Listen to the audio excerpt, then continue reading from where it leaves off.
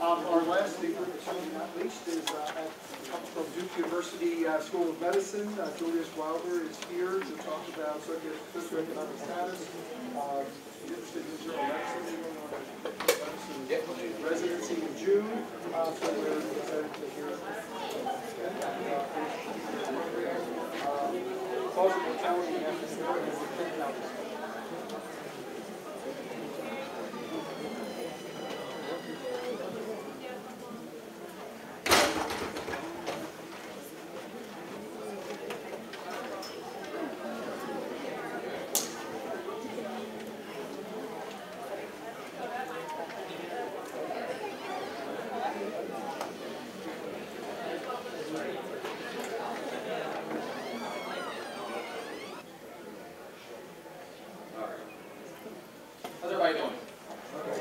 If I come over here,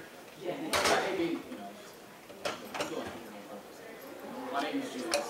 Some people know me as Jay, and I am an MD PhD student at Duke. I got my PhD last June. I'll be graduating in May. I'm starting my RDC at Duke Medicine. I'd like to recognize my wife Rhonda in the back. She's also an MA. She's actually a clinical research coordinator in pediatric rheumatology at Duke University Children's Hospital. It's an honor to be here.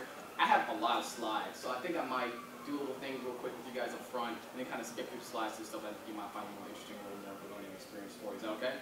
Sure. Good. So I'm going to cut the room in half. All right. So on this half of the room, you're in a society where everyone, on a scale from 0 to 100, okay, everyone in this half of the room is 75. All right. No matter who you are, your health is 75. There's two groups over here, and each group has 75 quality health. Does that make sense? So you're equal, 75, 75. Okay. On this side of the room, you're a different society. Right. So your health, there's half of you has health of 90, and half of you has health of 60. Okay? So in this society, you're not equal like them. Some are 90, some are 60. So I'm going to ask you all a question. I got two questions for you. The first question is, which society is healthy? Okay, you say your side is, okay, so someone over here, who's a representative over here, going to tell me why your society is healthy? Why is your society healthy? Because of the disparities. So you're saying, because everyone has equal quality health, you must be a healthy society. Okay? Anything else? Y'all agree with that? Y'all can stick with that. All right. All right, what over here? So, you guys think you're healthier than you? You think you're healthier? Do y'all think you're healthier? Are some of you healthier? Some of you are healthier, because some of you are 90. Okay, so let me ask you the other question. What society would you rather live in? Would you rather live in this society, or would you rather come over here where it's 75, 75? Now remember, if you're in the 90 group, that means your quality is going to go from 90 to 75. Right? So do you want to stay in this society, or do you want to go over here? How many of y'all want to stay in this society? Oh, okay, here's the question. What's your question? What's the question? Do you know which? Exactly. Exactly. So this question was posed to a group of medical students, graduating medical students at Duke University recently, and they just said, which society would you rather live in? Okay. And 54, 56% said they'd actually rather live in a society that's 90-60. Okay. And they said this because they've lived relatively privileged lives. Okay. And so they would never fathom the idea that they would be in the inequality society, and they're 60.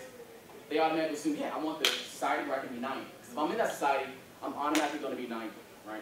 So we're talking about health disparities, right? So actually, answering the question, right, whose society is healthier? How do we know what societies are healthy, right? We have these major macro-level economic indicators and health indicators that help us understand sort of the health of societies. When we're talking about the health of society, specifically like sort of health outcomes, we look at like infant mortality, right? We look at sort of mortality in terms of long time mortality, and you'll find that your health is actually equal, right? Because what's the average of 75 plus 75?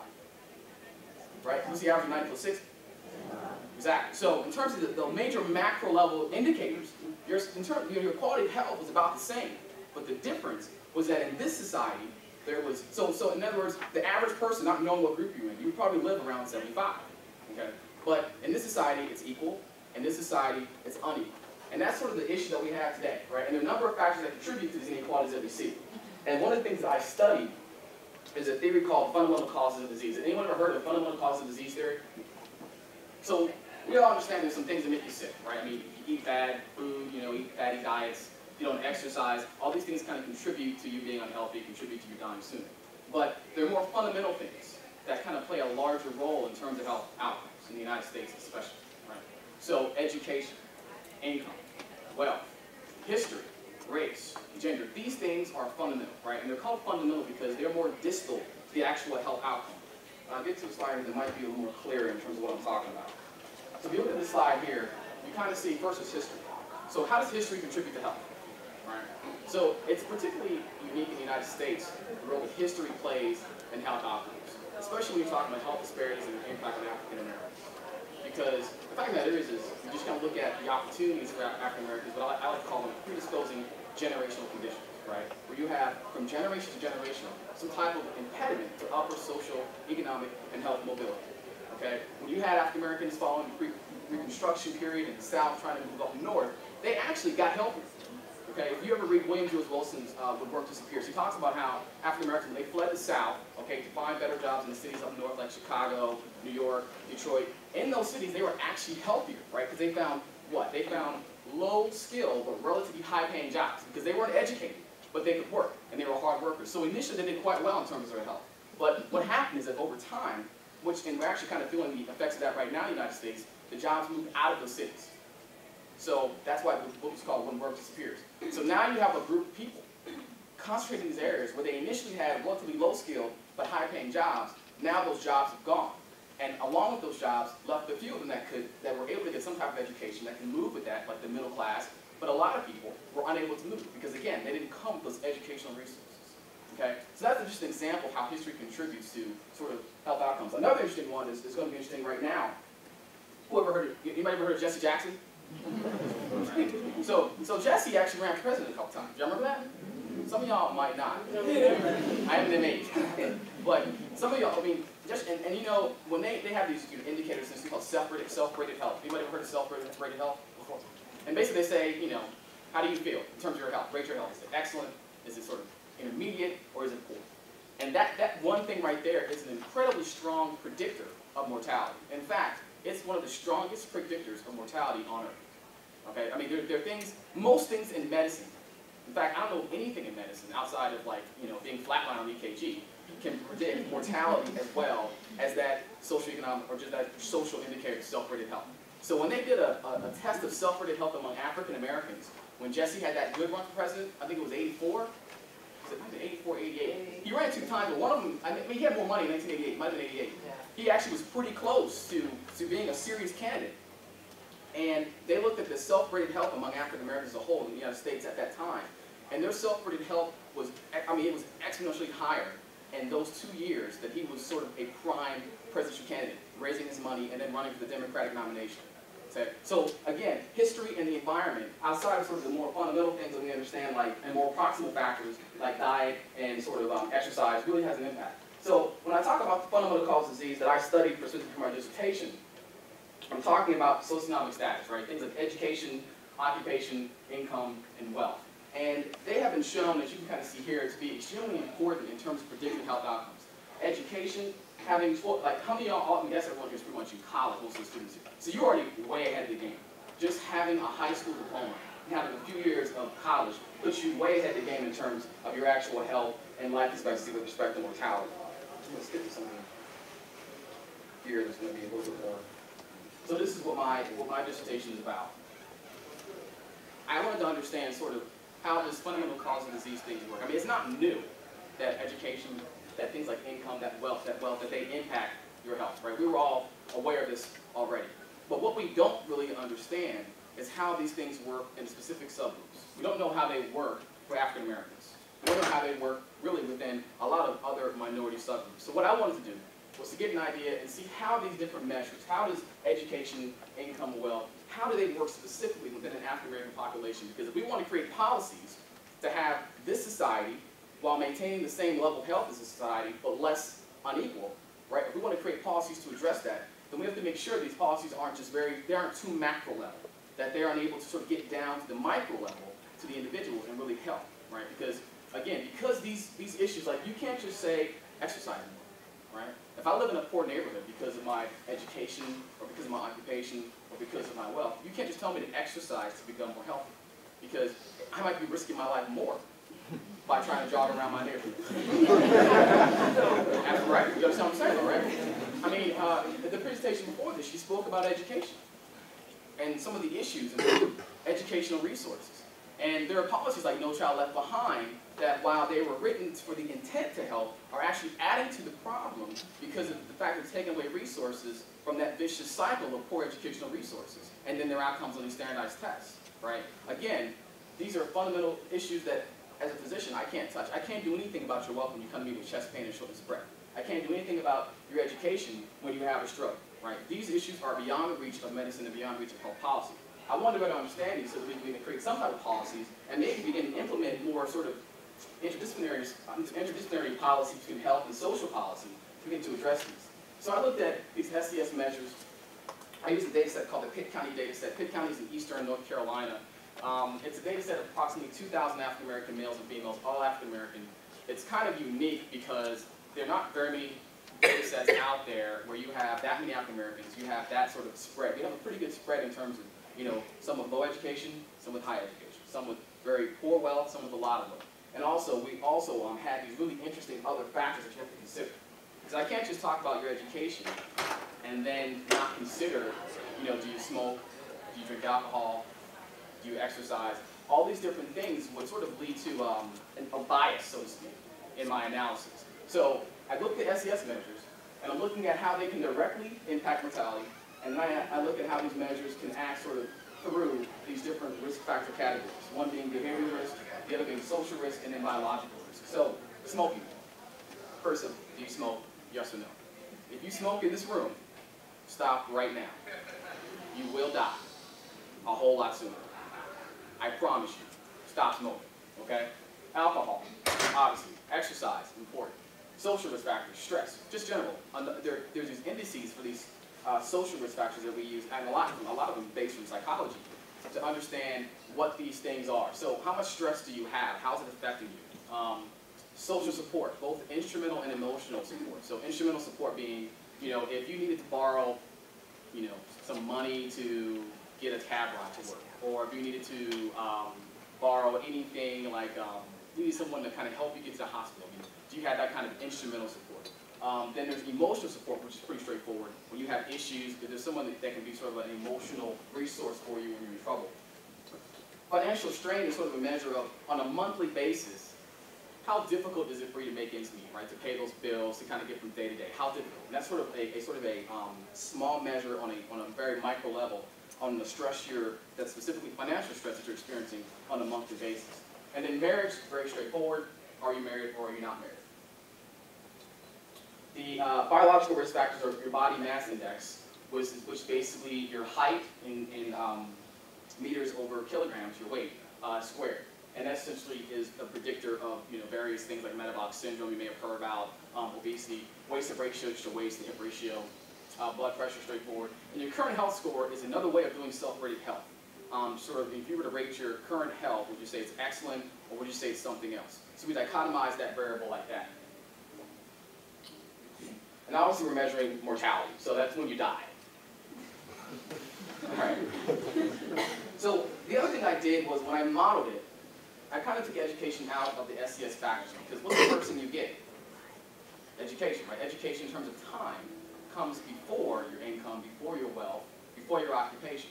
And that's why education as a variable itself is so important, because of this time factor. And there's something called a life course perspective, where they look at individuals, and they look at sort of the trajectories and transitions that they have in life, and how those things over time can impact mortality, and how it may impact, and how it may be impacted by these variable risk factors. So you have two people.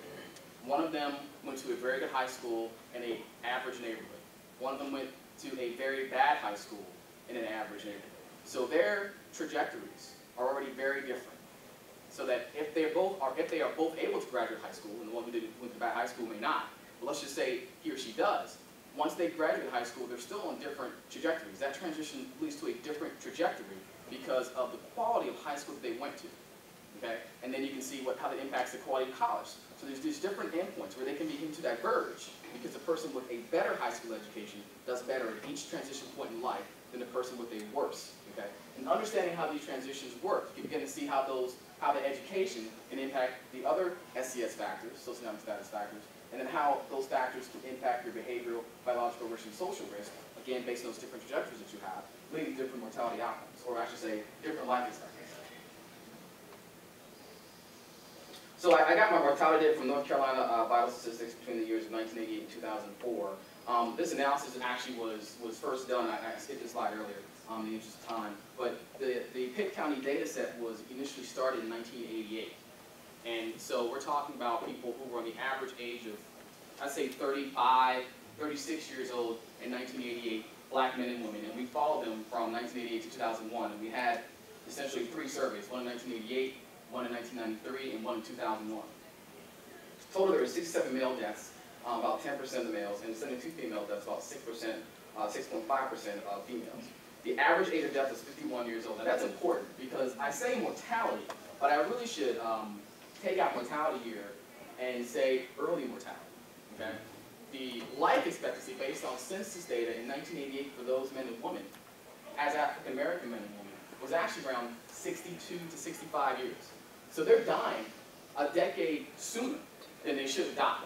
Okay, so we're not just talking about, and you can look at the standard deviation to see that. So we're not just talking about mortality. We're talking about people who are dying soon. This is just sort of a graph of the deaths by year. You can see that you begin to sort of see more male deaths sooner, and then in later years, from 1997 sort of on to 2004, you can see that they sort of even out in terms of number of deaths. Not surprising, given that males die at a higher rate and at younger ages, explaining sort of the reason why you can see that peak faster in the males. So this is sort of, I'm going to run through and kind of give you an idea of these people, so you get an idea of who they were. This sort of shows you their education and occupation and their levels. So about 70% of them had 12 or more years of education. And in terms of being a white-collar job or a semi-skilled sort of white-collar job, I mean people like you, people who are not in sort of blue-collar work, but they are educated in some way, shape, or form. The work they're doing is in an office. It doesn't require, it's not an unskilled job like, being a laborer or anything like that. They're working white-collar jobs. And approximately 55% of them did that. And for all my analyses, the reference category is the highest category. So when I say that this did better than that, I'm saying in terms of education compared to people with a high school diploma, or compared to people who had a white-collar occupation. 69% did not own homes. Now, home ownership is a really important thing. Now, many people aren't aware of this, but that's certainly in the United States, although less and less today, unfortunately. But it's a great indicator of wealth. And wealth is something that we don't really understand. But in terms, we're talking about those predisposing generational conditions, wealth is extremely important. In fact, a better indicator than probably income, in terms of really understanding a person's financial status. And then there's financial strain. Approximately 13% did experience financial strain. The social covariates, about half were married. Low emotional support was about 40%. Low instrumental support was about 38%, I'm sorry. Low emotional support was 46%. High stress is about 48%. 57% said they exercised strenuously, meaning they went to the gym or did some type of strenuous exercise at least 3 times a week that did not involve their normal day at work or anything like that. 11% were drinkers, and approximately 40% smoked. The average BMI was about 28.1, which is a little bit on the high side. We need to begin to look at sort of how we look at things like BMI and waist-to ratios, begin to better understand that there are different, just natural genetic differences among populations. 2% were hypertensive. That looks a little low because I'm using the World Health Organization's definition of hypertension because of the sort of the audience that I was writing this dissertation for. But again, if you were to use the, and that's looking at above 140 over 95. I'm sorry, 160 over 95. If you look at, and which is going to be stage 3, stage 4 hypertension, if you want to talk about sort of the way we typically measure hypertension in the United States, where 120 over 80 to 130, you're beginning to worry about it. You may say you need to exercise, diet. Once you get over 130 to 140, we need to definitely begin to look at sort of some type of medication. So we're talking about people who are very hypertensive here, and then of course the low predictive health score. So let me get to the results here for you. I'm about time? Okay. So I'll give you the basic results here right now. If you were to look at the males, less than 8 years of education doubled the risk of you dying early. Okay? And then, of course, alcohol use, high risk of ratio, hypertension, and these low other subjective health scores were also positively associated with the hazard of all-cause death. Having an unskilled job versus skilled occupation was also associated with increased hazard of death, but it didn't quite reach significance. It's at 0.1 level as opposed to 0.05. We think that's because it's kind of early on and we haven't had enough deaths total yet in the actual analyses. And in terms of cardiovascular specific mortality, because up here I'm talking about all-cause mortality, so dying from everything. This is cardiovascular specific mortality. You see that, again, 8 years of education was associated with that general trend in terms of increased mortality. Let me get to the women. The story with women was a little bit different. With women, the material well-being factors seem to be more important. So with men, again, it was education and occupation. But with women, what we found was that the other material well-being factors like wealth and financial strain appeared to be more strongly associated with increased mortality. Also among women, we saw this sort of general trend with sort of the cardiovascular health in terms of cardiovascular specific mortality. So we're trying to better understand why the material well-being factors would be more important for women. One of them being is that a number of women in this analysis were homemakers as opposed to being out in the world working. And in 1988, the education level of women versus men were closer. But if you look at colleges, universities around the country right now, you see clearly that the education level of African Americans and things like that fall.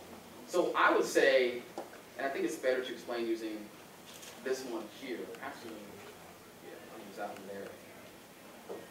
I think it would kind of fall at a point here, where there's sort of another financial risk category, because sort of your education, your wealth, your income are going to impact your ability to obtain insurance. That's going to impact, and also neighborhood, which would also go in a category with insurance. Because neighborhood effects is something that we're beginning to study more also. Because neighborhood impacts, again, do you have access to quality fruits and vegetables? In poor neighborhoods, fruits and vegetables cost more, and they're less easy to get. In terms of health insurance, again, resources are going to be harder to get and more expensive in poor neighborhoods. So I would say, to answer your question specifically, that it'd probably go in another category like right here, where we kind of take some of the next step and look at these financial risk factors. Thank you. Yes. Wonderful. Let's have one more round of applause for this group.